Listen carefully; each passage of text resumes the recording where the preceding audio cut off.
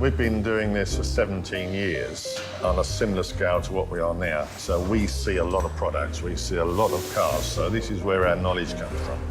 If you're a one-man band and it takes you 2 years to do a car, it's a lot, you don't gain much experience. But if you've got a team of 14 people and all the different models coming in and being worked on, that's the knowledge base. We're looking and learning continuously what makes a Bugatti, what is a Bugatti, and how do you restore it. And that's the thing, it's got to be restored. You don't willy-nilly put new bits on. You're always learning. You're always learning something new. And when we get the real gem cars, the cars that have not been touched, the real original things, and we can actually sit down and look at them and analyse them, and we actually get to touch or see what Mr. Bugatti did in the very early days from the factory. You know, when we take a car to pieces and we find the original paint on the chassis, you know, and then we can actually start analysing and seeing what he did. And then that's what we have to achieve. That's what we strive to achieve, is to create what Mr. Bugatti created. That's the challenge.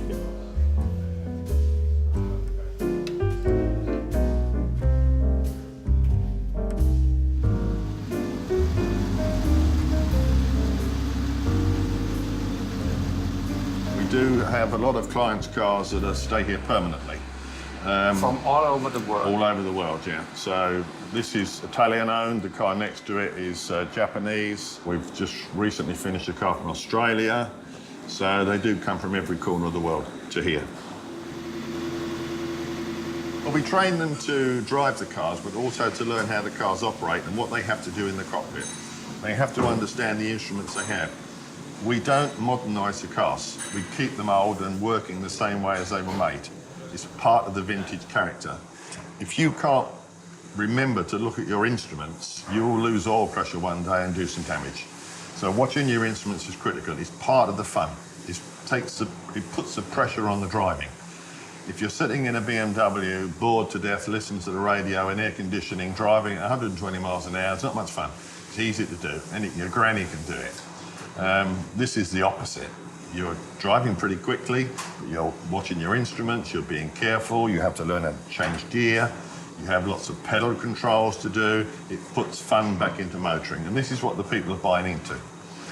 They're investing money in valuable cars, which usually is an asset. They're driving around and having some fun.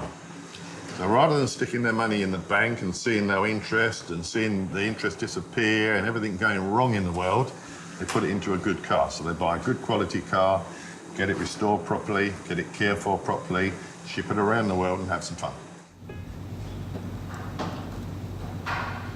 Perfect.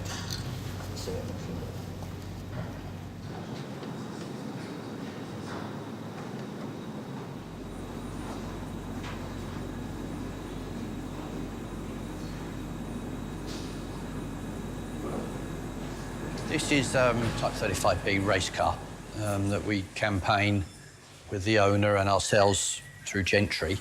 This weekend we're going to be competing at Prescott Hill Climb.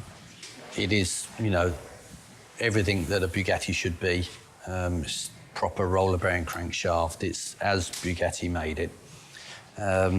Very quick, very fast. We should be very competitive, hopefully, the weekend. Steve's been very close to the hill record with the Bugatti. We've been close several times. And if we do beat the hill record, we'll be extremely pleased because we've done it with an original Bugatti, no tricky stuff.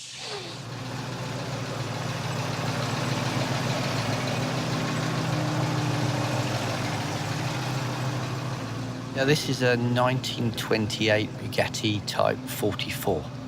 So Type 44 is a 8-cylinder, 3-litre engine, single cam, so it's Ettore design, so it's an early car. This is what they class as a touring car.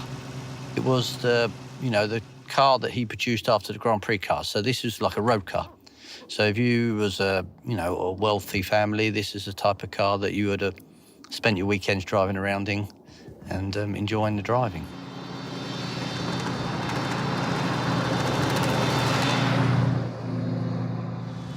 Comparing this car to cars on the road, I don't think there really is much, comparison. If you was to compare it, you're probably looking at like a 3-litre Bentley or something like that. They are different types of car. It's very easy to drive. It's very tractable. It's, you know, it's got lots of power, but you can leave it in top gear all day long and just drive along, and it's just lovely to drive. It's easy, it's simple, it's quite civilized.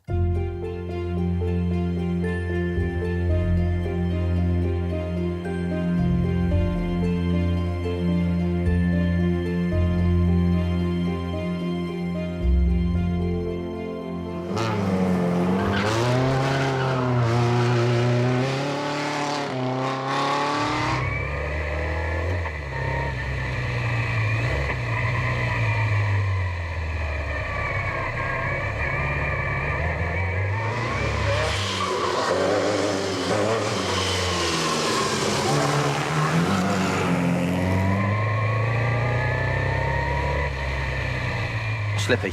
Slippy. Yeah, very slippy. Yeah, very greasy, but, you know, fun, good fun. What's special on Prescott? What's special about it? Well, it's you know, it's the home of the Bugatti Owners Club UK. It's historic, you know, racing pedigree here is amazing. You know, if you look back in time and the cars that raced here from, you know, the very early, well, late 20s, early 30s when the club begun, the hill's always been a hill climbing hill. The cars that are run here are amazing. Even factory cars come here to compete. It was that important in the calendar that even Mr. Bugatti bought, you know, his top drivers and top cars here at the time to compete. So that's what makes it historically special to drive a Bugatti on the hill.